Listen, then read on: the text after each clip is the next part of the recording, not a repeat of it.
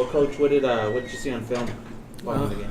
Yeah, still searching for the consistency that's been so elusive for us. Still searching for the fast start that's been elusive for us. We start off the game and make the opponent go the distance, but nevertheless, another week where opening drive they're able to garner points. Opening drive we're not. After that, changed up some things and some tempo stuff, and was able to move the ball down the field and go get points to match our opponent. And felt good about our team at that time because we had a couple of stops defensively. And offensively, we had shown the ability to move the ball down the field. So that was good to see early on. Did not finish the second quarter at all the way that we desired. Punt the ball away and don't do a good job of protecting our punter. And he has to redirect a punt away from the coverage, unfortunately. And they get a big punt return and put them in position on the short field, take a shot and score, or get three, I'm sorry. And then we come back and try to muster some offense right before half and turn the ball over. And just like that, you go from a 10-point game to a 20-point game in a matter of seconds. And came back the second half and I thought really tried to initiate ourselves and show that we were here and we would compete. And the opening play, Jalen Rhodes probably have the run of the game, a 10-yard where all 11 of our players are engaged and fighting and struggling, and we get the first down. Not Jalen Rhodes, but we as an offense collectively. And I think it really showed our persona. It showed who we were as a team and that we were not going to lie down and continue to do some things offensively at the back end as well to fight and get as much offensive output. At that point, you just want to show a resemblance of a unit that can put together drives, can go down and put together a field goal, a touchdown, and show some semblance of a quality offensive unit and a defensive unit that can stop. Our intention was to go in that game and stop a very potent run game from establishing its dominance against us as they were looking to do, and make a guy who had not thrown the ball well or receivers who had not connected well to do what they had not done. And they hit stride on us, and they connected with long balls that they had not normally been successful in doing in pass and catch. Coach, I wanted to ask you about the timing of the quarterback change. Was that something that's predetermined, or you just kind of play it by the feel of the flow of the game? Yeah, by the feel of the flow of the game. We had a couple of series where, from a personnel standpoint, things weren't not as smooth as we would like it to be, and was having too much of a thought process. And so we wanted to get Cordell to the sideline and give him a sigh of relief at the back end of a second quarter.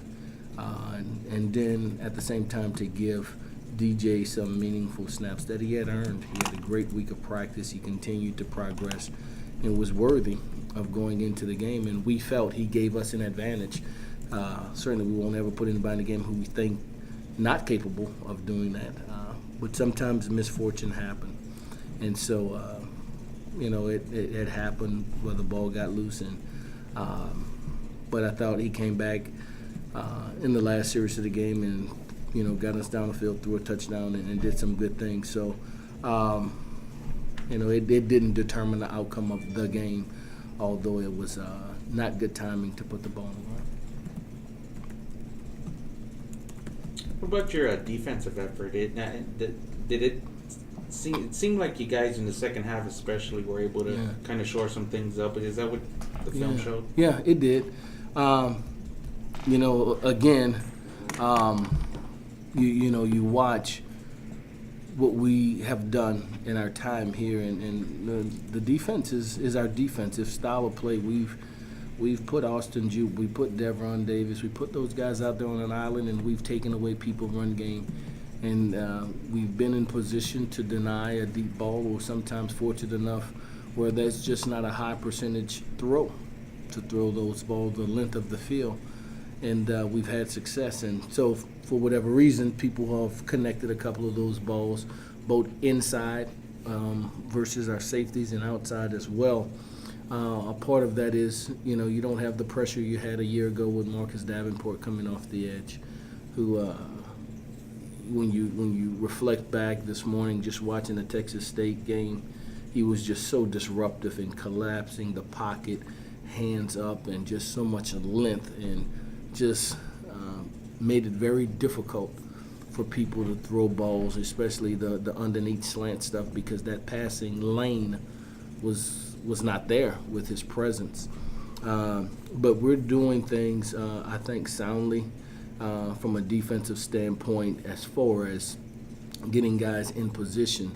What we have to do is now couple that with playing the technique that's needed to make it a successful play. You've had some three difficult opponents to start this season, and it's kind of been up and down through the first 3 games. Do you feel like the season is at a crossroads at this point of the season? I don't. I still, in my mind, it's still, we got so much season still ahead of us. We still got one more non-conference game before we even start conference, and that's where it counts. And I allow myself to take view of our conference champion a year ago, who was in similar position we are in now in FAU, and draw to that and know that it's doable. It's happened before. It can happen. All of our goals are still ahead of us. To win a conference championship, to position ourselves for a bowl games, they're still attainable.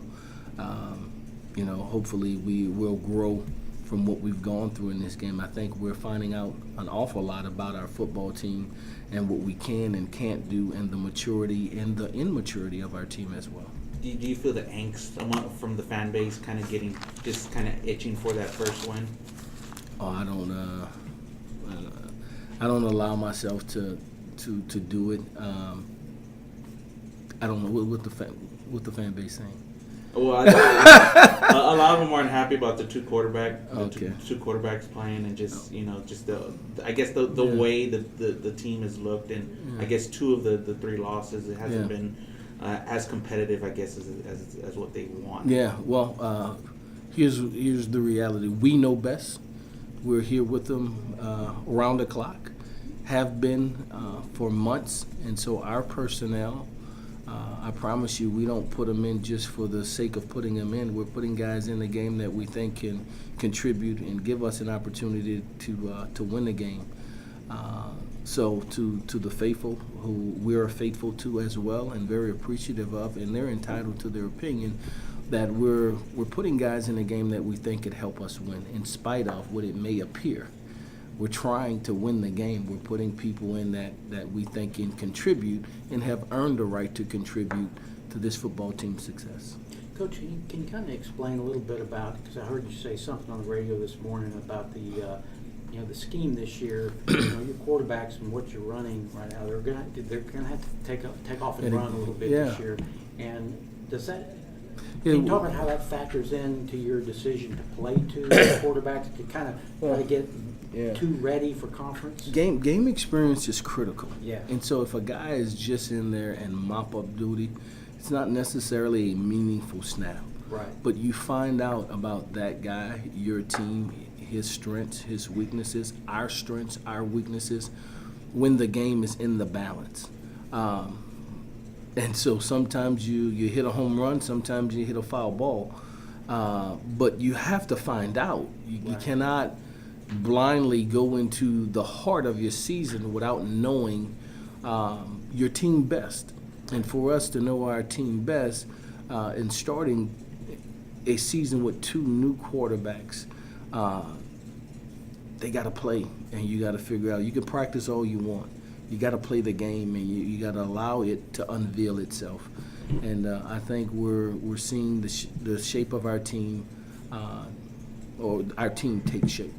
How important was that for DJ to get that touchdown pass there at the end? I mean, it was K-State had some of their reserves in there, but y'all were playing with your second team as well, right?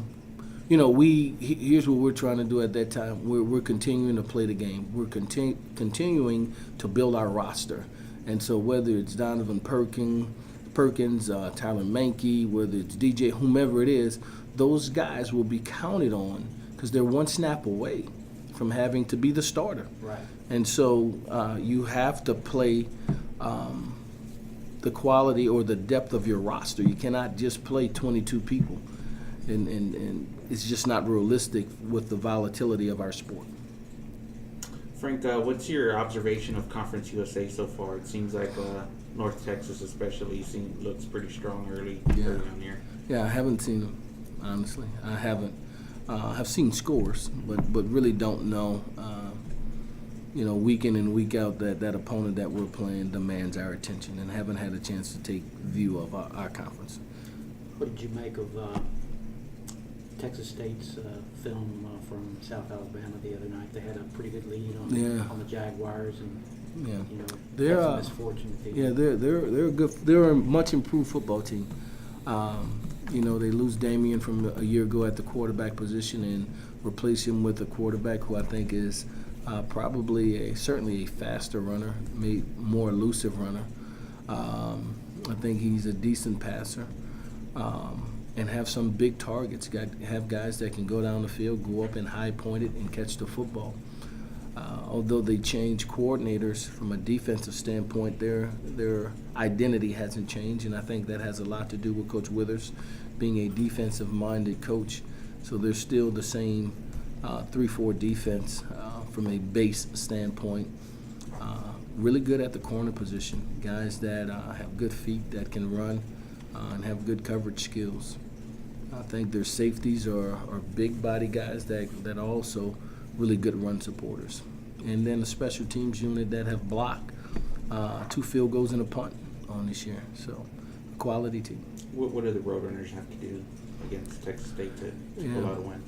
I think we have to self-reflect and go to this game with a mindset and an approach to start fast. I think if we can do those things, we can force our opponent to punt the ball somewhere within the first series.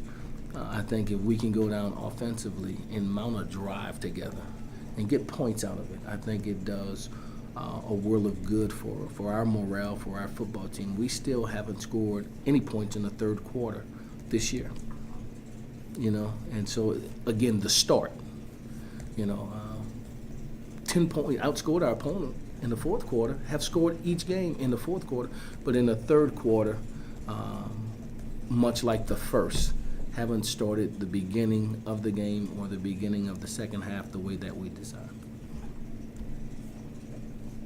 All right, Frank. Thanks, guys.